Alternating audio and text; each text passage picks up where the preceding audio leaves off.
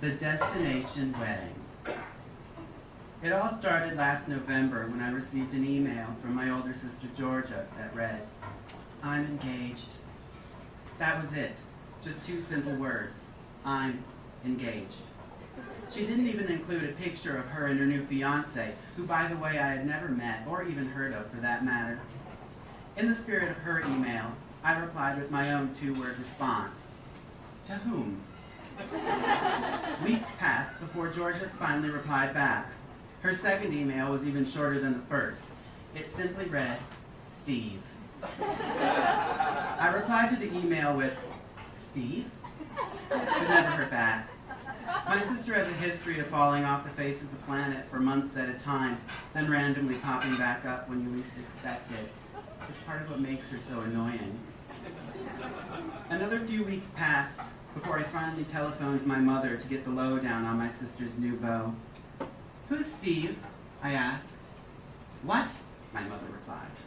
Steve. Who is Steve? Who? Steve, the guy George is marrying. Oh, Steve. Right, him. That's George's fiancé. I gathered that much, but who is he? My mother went on to explain that she wasn't entirely sure. All she knew about Steve was that he was an Australian, and that he and Georgia had been, quote, seeing each other for a while. Then she dropped the destination wedding bomb. And they're getting married in Australia. Isn't that romantic? A wave of dread washed over me. You're kidding, right? That's in an entirely different hemisphere. So what? It's an excuse to go somewhere exotic. Now I realize that most people would be thrilled about a trip to Australia. Unfortunately, I am not most people.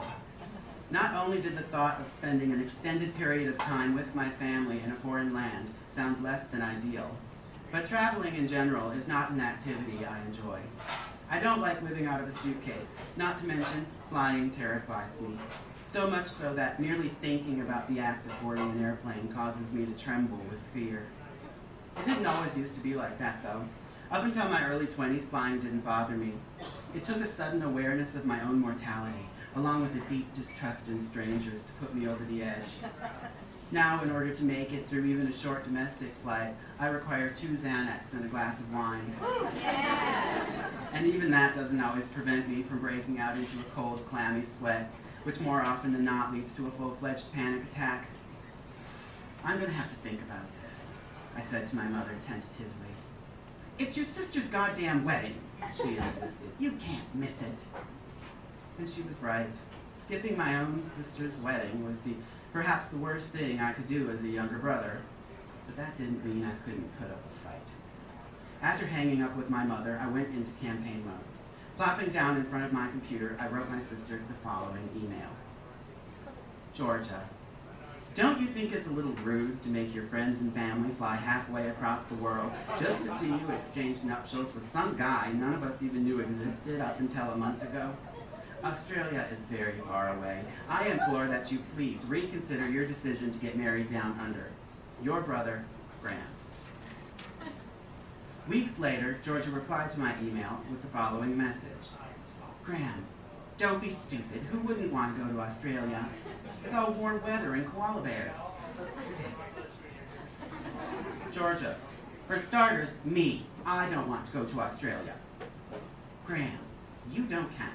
The wedding will be in Australia, so either shut up and deal with it, or eat shit and die. Your choice. Georgia, I hate you.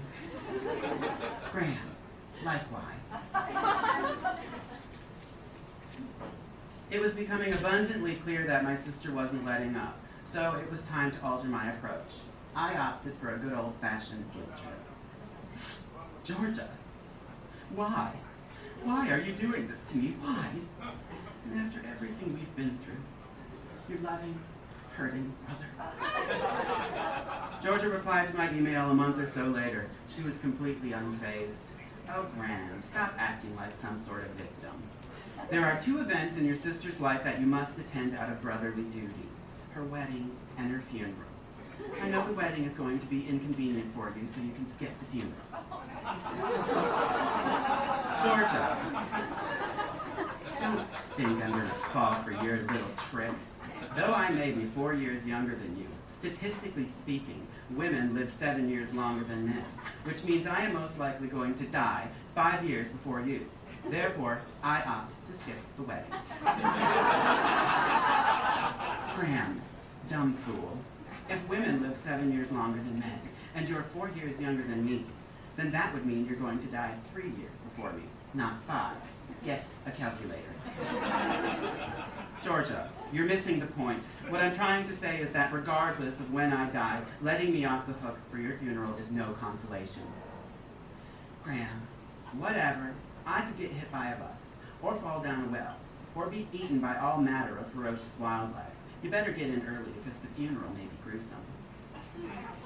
By this point, we had been going back and forth for close to 4 months, and I had made absolutely no headway in the matter. George's wedding would be in Australia, and there was nothing I could do or say to change that. So I decided my best bet at this point was to try and strike up a deal. Georgia, I've come to terms with the fact that you're getting married in Australia, and there's nothing I can do about it. So I've decided that whenever this dreadful wedding occurs, I will be there. However, my attendance is contingent upon one thing: that all of my drinks be paid for. I think it's only fair that if I am being made to fly halfway across the world, I should at least be able to drink for free. George's response came a little over a week later. It was clear and to the point. Graham, fine. Fuck you, Georgia. Thank you.